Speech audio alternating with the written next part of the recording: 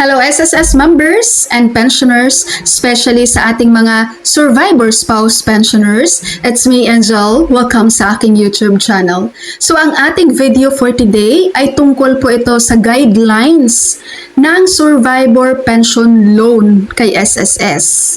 Sa mga hindi pa po nakakaalam, active na po ang application for pension loan sa ating mga survivors. No, may mga nare-receive na po akong comments, ma'am, nakakapag-apply na po, pwede na po. Actually guys, September 25 pa lang, may mga nag-apply na ng pension loan sa mga survivor natin with SSS. At naglabas na rin dito si SSS guys ng kanilang circular number, no? SSS Circular 2025-007. Pwede nyo po itong i-search sa Google. Makikita nyo po dito, andito yung mga details na kailangan po nating malaman pagdating po sa guidelines and policy for pension loan ng ating mga survivor pensioners. Number 1 guys, meron po itong exemption, no? Makakapag-loan yung mga survivor spouse pensioner natin maliban lang sa 5 na to. Again, maliban sa 5 na to, na babasahin ko guys, hindi po qualified for survivor spouse pension loan. Sino-sino ang mga to? Number 1, those whose death benefit claims were settled under the special pension system. So alam niyo naman na to sa sarili niyo guys, mga survivor spouse pensioner dyan.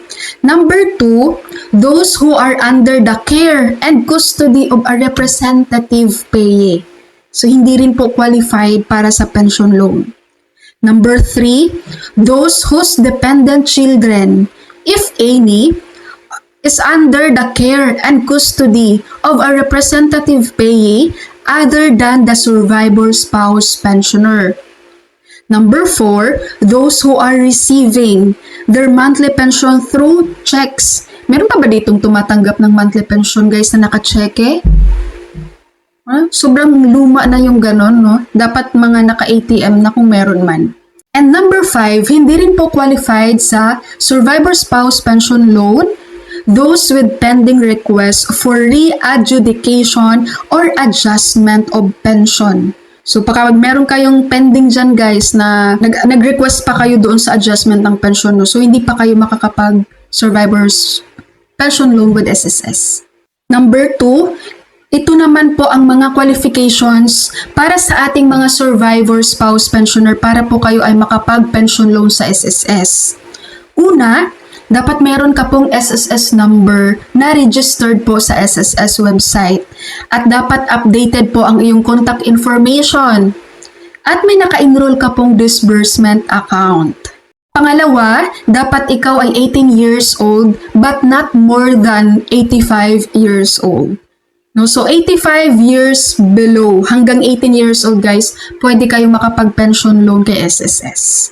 Pangatlo, dapat wala po kayong deductions mula sa inyong monthly pension na natatanggap. Pang-apat, dapat wala po kayong existing advance pension under the SSS Calamity Loan Package. Pang-lima, dapat po naka-receive na po kayo ng iyong monthly pension. Kahit 1 month pa lang yan guys, sa pagiging survivor spouse pensioner nyo, pwede na po kayo makapag-pension loan with SSS. Number 6, dapat po sole payee ka lang sa death benefit. And the number 7 guys, dapat hindi ka na disqualified due to fraud committed against the SSS. Number 3 naman, pagdating po sa loanable amount ng ating mga survivor spouse pensioner kung magkano po ang maluloan nyo. So ang loanable amount po dito shall be 50% of the surviving spouse pensioner aggregate monthly pension multiplied by 3, 6, 9, or 12 months at the option of the borrower, but not to exceed the maximum limit of 150,000 pesos. Ibig po sabihin guys, ang mapapahiram po ni SSS sa inyo ay 50% ng nakukuha mong monthly pension. Tapos ita-times yun kung ilang months ba yung option na pinili mong ilo-loan. 'Di ba meron ditong 3 months, 6 months, 9 months, or 12 months. So let's say for example, ang monthly pension mo as a survivor spouse pensioner is 5,000 pesos. So ang 50% nun is 2,750. 'di ba? So, let's say pinili mo yung 3 months. So, 2,750 times 3. Ayun yung po yung maluloan mo. So, kung ang pipiliin mo ay 3 months o kaya 6 months, ang loan term yan, babayaran mo siya within 6 months. Kapag ang pipiliin mo naman ay 9 months or kaya 12 months, ang loan term payment mo niyan ay babayaran mo within 12 months. And take note guys ha, kung meron kayong dependents pension, hindi po siya included sa computation ng loanable amount mo. Ulitin ko, kapag meron kayong dependents pension, hindi siya included sa computation ng iyong loanable amount. Alright?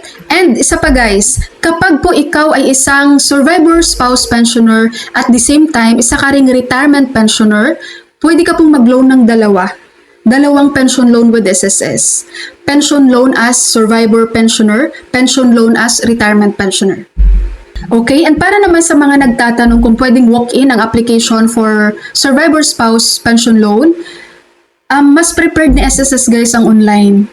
No? Pero kung wala kayong online, itry nyo walk-in kung pwede po kayong i-assist or i-assist po kayo. Ang dami kasi ditong pumupunta, nag-walk-in, tapos sasabihin ni SSS, kailangan online ang application. Alright, SSS pensioners, that's all for my video for today. Thank you so much for watching everyone. God bless you all.